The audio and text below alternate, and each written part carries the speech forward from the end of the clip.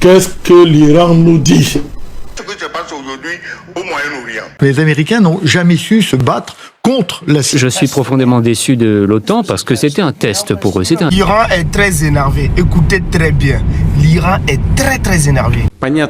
La crise que traversent les relations entre la Russie et les pays européens. La guerre en Iran est devenue le tombeau politique de Donald Trump. Ce que l'Iran est en train de démontrer au monde entier aujourd'hui est tellement extraordinaire. Et ça ne fait que commencer. Sur le terrain militaire, c'est la panique dans les états-majors américains. Les Américains disent aux Iraniens, on va négocier.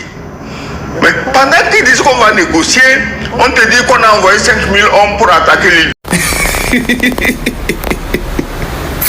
Mais il faut partager la vidéo d'abord. Partage au moins à 20 personnes d'abord. Information importante pour expliquer ce qu'on affiche. Lisa Dev sur l'écran, Trump dit l'Iran m'a demandé 7 jours, j'en ai donné 10. C'est-à-dire il s'est exprimé sur Fox News. Vous les Africains là, vous êtes où? Venez écouter l'Iran qui dit on va stabiliser le Moyen-Orient par la force, pas par les négociations. Non, écoutez cette vidéo et puis on avance. L'ère de vos promesses est révolue. Vous ne verrez aucun signe de vos investissements dans la région, ni les prix antérieurs de l'énergie et du pétrole, tant que vous n'aurez pas compris ceci. La stabilité régionale est garantie par la force de nos forces armées. Soit des guerres des guerres d'Orient, l'Orient, Iran, États-Unis, Israël, tout ce que vous voulez, chers frères et sœurs, qui soit dans tout ça, chers frères et sœurs. Vous avez vu, bon, avant on parlait de Russie, Ukraine, mais cette fois-ci, Iran, bien sûr, et États-Unis, chers frères et sœurs. Mais là, on nous fait comprendre que là, il y a beaucoup de sorties qui sortent de gauche à droite, mais moi, j'aimerais que vous ayez les bonnes informations. C'est pour cela que je suis là actuellement. Donc, je vais vous laisser écouter. Vous avez écouté quelques réactions, on va écouter encore beaucoup de choses, mais restez surtout jusqu'à la fin et n'oubliez pas surtout de vous abonner, partager, restez branchés, restez scotchés surtout jusqu'à la fin pour ne rien rater surtout. C'est très important. Il s'agit bien sûr de la guerre, des conflits entre l'Orient et comment on appelle. Qu'est-ce que l'Iran nous dit? L'Iran nous dit que dans une conjoncture de menaces graves pesant sur l'existence de sa nation, on doit opposer une capacité de réflexion, une projection stratégique qui soit à la hauteur de démontrer que la souveraineté du pays n'est pas négociable. L'Iran nous dit que si votre souveraineté est négociable, vous êtes une nation d'esclaves. L'Iran nous dit que mieux vaut résister et s'organiser pour infliger la défaite à l'ennemi par la pensée stratégique. C'est ça qui est mieux. Là où les dirigeants africains, ils sont dans un réalisme néocolonial. Ils sont dans un pragmatisme de pacotille néocolonial pour maintenir le statu quo. Et ils appellent ça politique. D'aucuns appellent ça sagesse. Vous n'êtes pas plus sage que les dirigeants iraniens. L'Ayatollah Khamenei était un sage. Militairement, regarde ce que se passe aujourd'hui au Moyen-Orient. Les Américains disent aux Iraniens, on va négocier. Mais pendant qu'ils disent qu'on va négocier, on te dit qu'on a envoyé 5000 hommes pour attaquer l'île de Karg. On te dit qu'on a ajouté des destroyers, des porte-avions. Mais est-ce que l'Iran, ils ne sont pas bêtes? Ils disent, mais écoutez, on vous connaît, vous les Américains. Parce qu'à chaque fois que vous négociez avec nous, pendant que nous sommes en train de discuter, vous allez nous attaquer. C'est déjà arrivé 2 fois. Ça ne va pas nous arriver 3 fois. Donc, la CEDEAO est en train de jouer au même jeu. On va négocier. Ils croient qu'ils vont distraire les pays du Sahel pendant qu'ils sont en train de les encercler militairement. Tu as vu la dernière fois la sainte trinité de la France-Afrique, comme le dit Thomas Dietrich, j'emprunte les termes au journaliste français Thomas Dietrich, que la sainte trinité de la France-Afrique s'était réunie à Cotonou. Mais pourquoi? La France n'a pas de frontière avec le Bénin ou avec la Côte d'Ivoire. La Côte d'Ivoire n'a pas de frontière avec le Bénin. Ils se réunissent pour parler terrorisme. Pourquoi? Pourquoi ils ne peuvent pas parler terrorisme avec les pays qui sont limitrophes avec le Bénin et qui connaissent la problématique du terrorisme? Pourquoi? À vous entendre, vous y voyez une incohérence dans les actions menées, mais Luc Abaki, quels peuvent être les obstacles auxquels le nouveau médiateur peut sortir dans sa mission? Oui, C'est clair que Lansana Kouyaté, je pense que l'ambassadeur l'a dit avec beaucoup d'emphase, c'est un diplomate chevronné qui est déjà bien connu, qui a une expérience. La stabilité s'obtient par la force. Nous l'affirmons clairement, tant que nous ne le déciderons pas, la situation ne reviendra pas à son état antérieur. Oui, le capitaine Ibrahim Traoré vous a dit, les faibles vont disparaître. Le monde n'est pas fait pour des faibles. Oui, et vous les Africains qui êtes faibles, vous pensez que les gens ils vont vous attendre? Vous êtes faibles. Personne ne vous considère. Les gens ils pensent que oui, c'est quand on va avoir des stars, des footballeurs, des artistes, quoi, c'est ça qui va nous sauver. Rien ne peut nous sauver. De regarder tout, dans toute cette communauté, les Noirs, comment ils ont des artistes partout. Les Africains, ils sont partout. Ils ont des grands artistes. Est-ce que ça vous a sauvé? Les gens vous respectent? Personne ne vous respecte parce que vous êtes faibles. Ce n'est pas par la musique ou par le football ou bien le sport que nous, on va imposer le respect dans ce monde. Non, c'est pas les industries d'armement.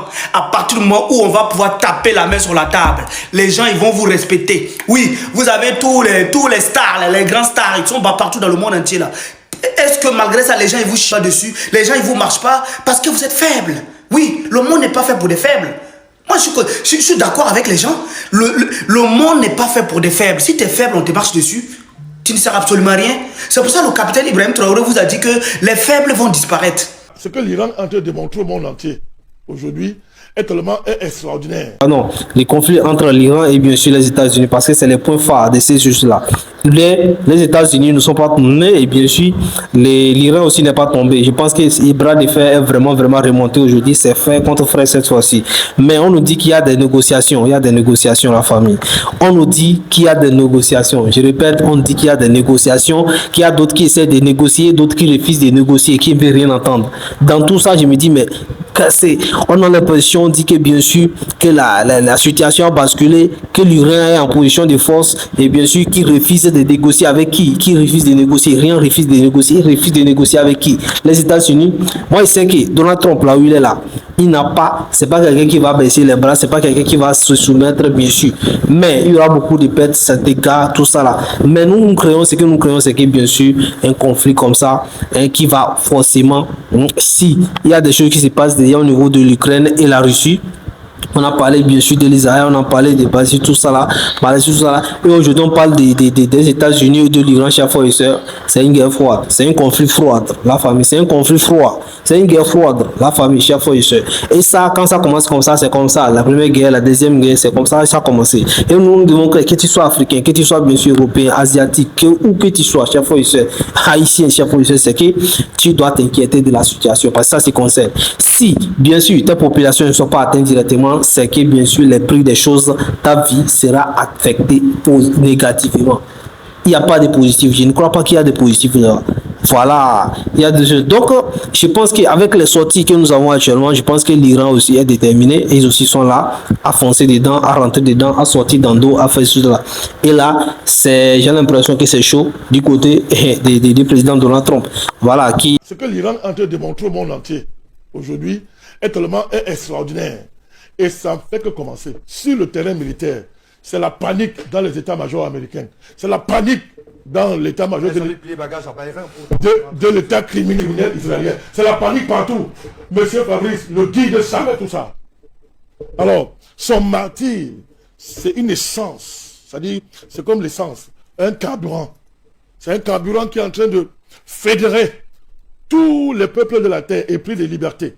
Les peuples qui sont debout contre l'oppression, toutes les élites mondiales qui sont du bon côté, qui sont debout contre l'oppression. Nous sommes tous fédérés aujourd'hui autour de l'Iran, monsieur. Lisa Adef sur l'écran, Trump dit l'Iran m'a demandé 7 jours, j'en ai donné 10. C'est-à-dire il s'est exprimé news, il dit que ce sont les Iraniens qui lui ont demandé, il confirme cette information, qui lui ont demandé de repousser l'ultimatum. Ils m'ont demandé gentiment, pourrions-nous avoir plus de temps? Ils m'ont demandé 7 jours, je leur en ai donné 10. Royal, royal, oui. Royal, exactement. Mais qu'est-ce qu'il montre? Il montre que lui, il a le temps. Vous voulez 7 jours? Mais je vous en donne 10. Je suis pas pressé. Je suis pas sous pression. C'est pas moi qui demande, c'est vous. Et c'est un très beau coup de bluff.